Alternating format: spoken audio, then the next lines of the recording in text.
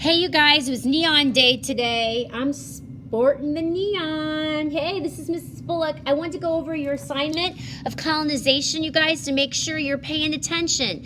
Don't forget, Google Meets every Tuesday and Thursday. I'm here to help you. Email me anytime, you guys. That's what I'm here for. Colonization map, you guys. There's a couple questions about what countries were colonized, and I want to make sure you guys understand. On the chart, on the map, it shows a breakdown of those colonies. The green is French. Most of Western Africa was colonized by the French. You see in the pink, the British, and then you see in the yellow, Angola was Portuguese. So I want to break down, lots of these countries who were colonized now speak that language, like Portuguese, or they speak English, and they speak French. Now, reasons. Remember, some of the questions I'm going to have is why? Why did they go? Prestige, resources. Okay, they were looking for something else that they needed. European countries lack a lot of resources, so they needed it to make the raw materials.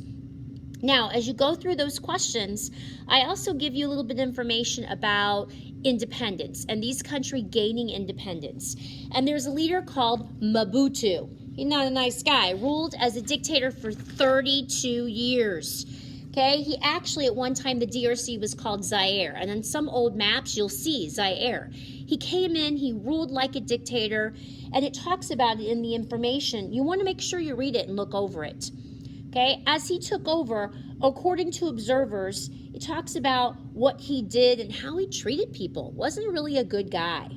There's another question about, it compares Ghana to the DRC and the leadership in Ghana and how the Democratic Republic worked. And there's really good information in here. It kind of gives you a rundown. In the end, Ghana did a lot more for women, a lot more for women's rights, more democratic, helped open up trade and helped people, where the DRC really lacks in that. They really struggle with their government and leadership and corruption, and also their schooling.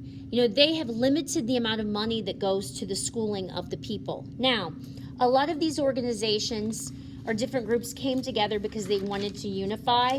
One of those organizations was the Pan-Africanism, where they came together to unite, to bring the African people together to gain independence.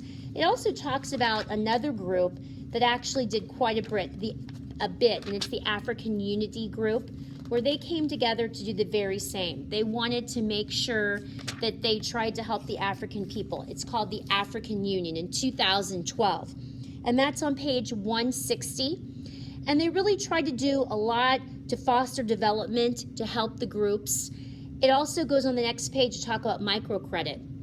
A lot of small businesses or women wanted to be able to borrow money. And so even though it seems crazy, $50, $100, $200 is the type of loans they would loan out to these women to open their own business. That money was essential to growing their economy, and they would give it to women because women had track record. They were able to start their business and help their families. I hope you have a really good evening, and I hope you have a great homecoming. Remember to wear maroon and gold, and remember, I am always here. Please email me. You know where I'm at. I want to help you as much as possible.